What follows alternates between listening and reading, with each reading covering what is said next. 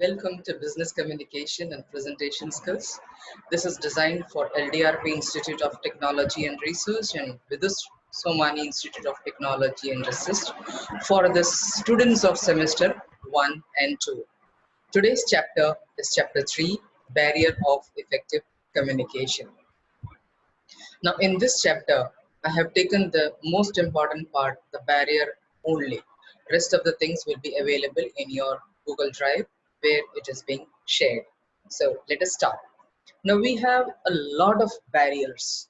Now while covering this, you will understand, and once you understand these barriers, it will be easy for every one of us to communicate with each other.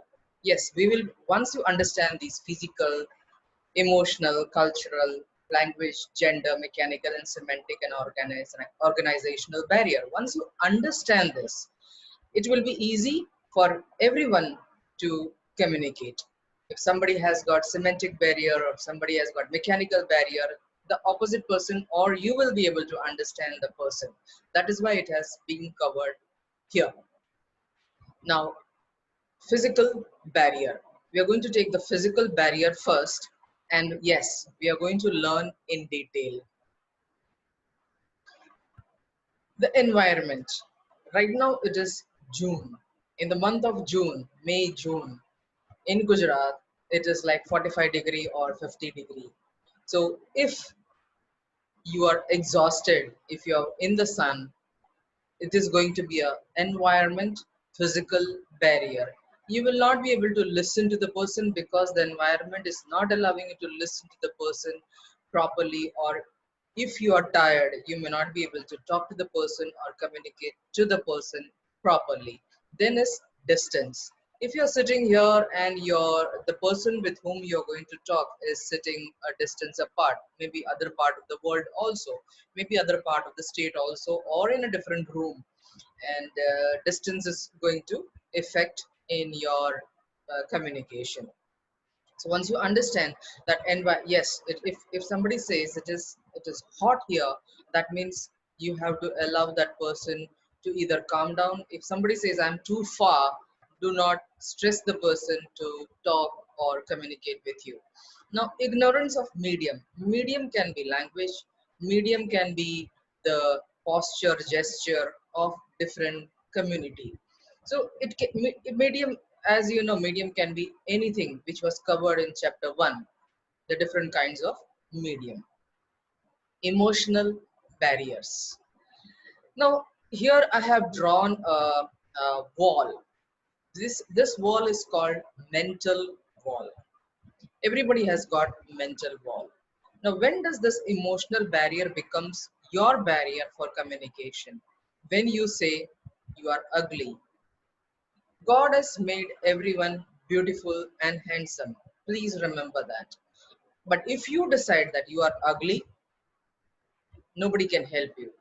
If you decide that you cannot do it, nobody can help you.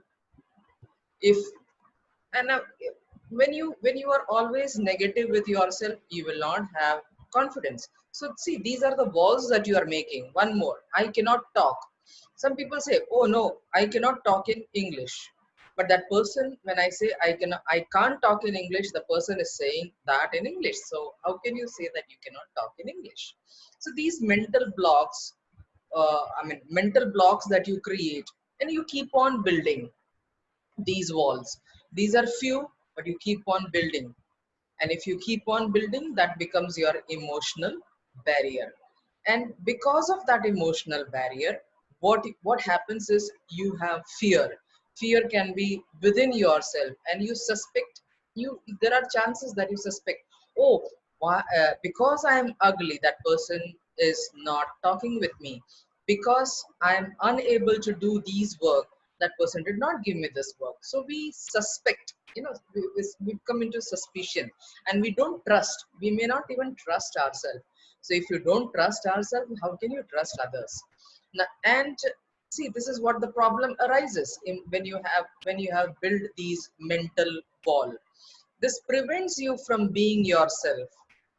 Everybody is beautiful, everybody can do something or the other. Believe in yourself, and you are not able to live your life to the fullest.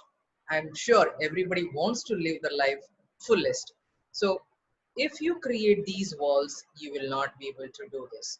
And because you will not be able to do this, you will remain reserved. You will be cautious wherever you are going. Should I do this? Should I not do this? Should I walk? Should I speak? You become cautious. Should I wear this? Should I not wear this? And then you become, ultimately you become insecure. And once you become insecure, it's very difficult to come out. But you have to, but if you have all these any of these walls, these are some simple walls, please try to eliminate it, so that you don't have these emotional barriers in whenever you are communicating. Now, when you when somebody says about culture, I'm sure, because I'm aware of Kerala culture and I'm aware of Gujarat culture, I guess this is what comes into your mind, right? When you think of Kerala, this is what comes. When you think of Gujarat, this is what comes. And here I am standing with the farmers of Gujarat, and here I am with, yeah, I was with them. And then what? Culture, and then it comes food. So these are some things that comes in our mind when we think of culture. However, here I am not going to cover these culture. What I am going to cover is the belief system, the belief system of the society or an individual. Because the framework of ideas, the idea that you make, that you can be you as an individual or as a society, and that is what your world is going to be. Your world can be uh, uh, your world can be only you yourself. Your world can be your home. Your world can be your society. Your world can be your two or three friends that you have. You have to decide which is your world. So don't misunderstand. When I say world means the world that you have created, and what belief you bring into that world. And these beliefs becomes the cultural plan, cultural belief. Say for example, here in Gujarat, or most part of the India, we remove the shoes before we enter the house.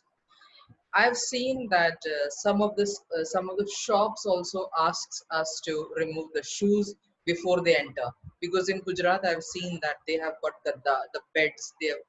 It's white in color, and so if we go with our dirty shoes, then that is going to make it dirty. Now, why do we remove shoes? Because we have got mud outside, and we carry the mud, and we do not want our home to be dirty because of the outside mud. If it is happening the same thing in abroad, uh, there is, I mean, they have got a technique where you won't find any mud and it is clean, tidy. They have got that technique, so they don't know how to remove the shoes. So this becomes the cultural difference. If somebody is going to abroad, and somebody is coming from abroad, and this is the first time that they are seeing removing the shoes, some people may like it or some people may not like it. When does this become a barrier? Like, say for example, if I'm going out for purchasing something, some cloth or some dress, or for myself, or going with someone, and I'm wearing shoes with lace, and I'm not getting what I want, then there is one shop where I find what I want, but there he's saying remove your shoes. I may not want to remove the shoes, because since morning I have been walking and it is hot, so I may not want to remove the shoes, so I will not go into that shop. So even though I wanted to purchase, I'm not going into the shop. So this is where cultural barrier. The shop will not get. I mean, I will not purchase. The shop will not get any sale from me. So that is where a simple example for you to understand cultural barrier. Because I have to remove the shoes. I did not go into the shop. Then This is another applying fair and lovely, you become fair. Yes, it is a belief system, and they have made us believe that. Now here you can see a marriage happening in some part of India. Bridegroom mother, लड़के वालों की mummy, they do not attend the final rituals of the marriage. Yes, I've done some research and I came to know that sometimes they do not attend the final ritual of the marriage. The mother does not attend. The reason behind that belief system is that mother loves their son, and nazar lag jayegi, ya to she will become sad. It's all belief system. So that is why I have taken this example of and kept it in cultural barrier. Then you might find some people are like this. They can talk with anyone. They are always happy go lucky. They have got a lot of people around them and a lot of friends around them. There are some people like this, and there are some people like this. They are shy. They may not want to be with a group. That does not mean these are less intelligent. And this, those who talk, that does not mean they are more intelligent. These are different kind of people. Their culture, these people would like to remain with themselves, and these people would like to be with others and share and talk, you know, all those things. So these are their values, and because of these values, because of these two values, their behavior is going to be different. So if we understand this, that there are some people like this, there are some people like that, then that does not become a barrier. And we don't have to tell in public, oh, these are these kind of people and these are these kind of people. No, we have to respect both the people, both the culture. Now, different culture, whether it is social or whether it is at work, and they hinder the development of communication if you do not understand and the culture clashes. Like, say, for example, in a meeting, if this person or this person does not talk, that means we have to understand their values are different. Maybe they will, you give them some work, they will do it the way you want it. These people can be given different kind of work. So some people are extrovert and some people are introvert. That is what I was trying to tell. Once you understand this, the cultural difference, then it will be easy for us to communicate. Then comes language barrier. Now I have said, I've put a word device. What do you mean by device? Computer people, for them, computer is a device. But others, it may not be the same. For a person who does not know technical word, for them it is an instrument. When you say instrument, it is an instrument. Device is also computer. I mean, then consumption. If you use the word consumption, for some people, electricity consumption. So it is technical again. Now, it might be when you are at workplace, you would be using these technical words, but when you come out of the office, you have to use the word that is understandable by everyone. So consumption is actually use. Another word, traffic. If you tell your mom traffic, or I mean, if you tell anyone or traffic, the first thing that comes in mind is the traffic on the road, right? But since you are working in computer department, for you traffic means internet traffic. So be careful when you are using what kind of language. Don't don't use too much of technical words when you are talking with non-technical people. Otherwise it will become a language barrier. Like, say for example, here you have a CEO. Now this CEO does not know anything about business, but he is a CEO. For whatever reason, he has got his employee, these employee, he's calling a meeting. We are understanding language barrier, because when language barrier comes, what comes in our mind is language, the dialects. because you know that. But here I'm covering something different. So this CEO does not know anything about business and he calls a meeting. Do you think that whatever they are saying, CEO will be able to understand? I guess no, because there is a language barrier. Now, whatever these people talk in business terms, he may not be able to understand. So that is another language barrier. So I hope you understood what is the meaning of language barrier. Language does not mean that okay, he talks Gujarati, the other person talks Maharashtrian. Not only that. So this also becomes language barrier. Moving on to gender barrier.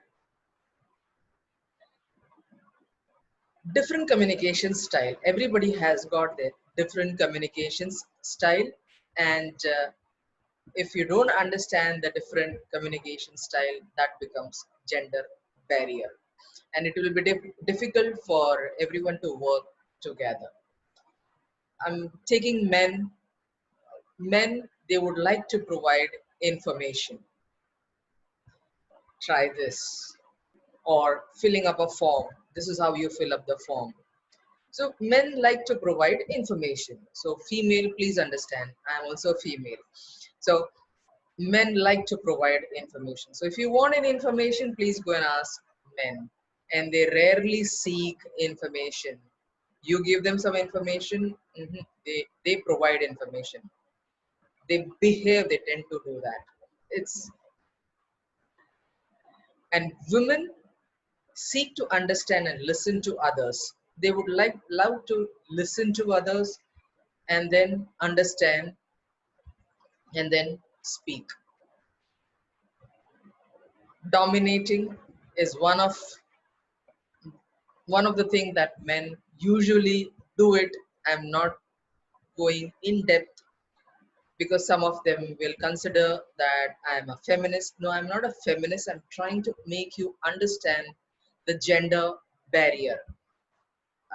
That does not mean I don't respect men. If we understand these two things, that men are different and females are different, it will be easy for us to communicate, and this gender barrier will not come into our communication. So as I said, I'm not against men. So we have to understand that men tend to be direct and focused on their achievements. Sometimes women may perceive them to be aggressive because they find that they are focused and they talk about their achievement. No, they are not arrogant.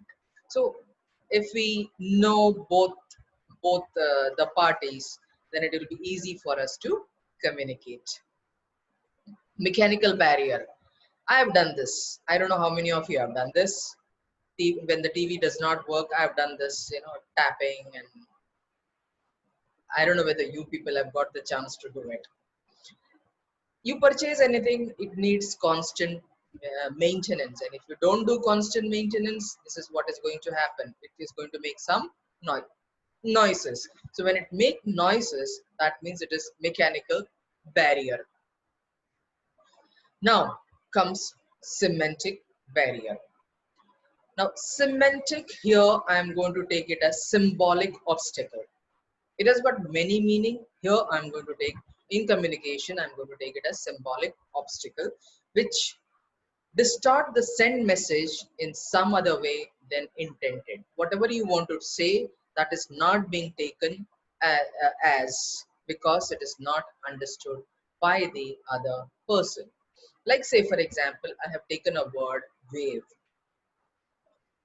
Some of you have already identified what is the meaning of this. Some might have waving. When somebody is going out, we say bye. With our hand, we wave our hand. Or some of them might have taken this as wave. Both are right. Here I've taken another example, quote. I know now you are smart.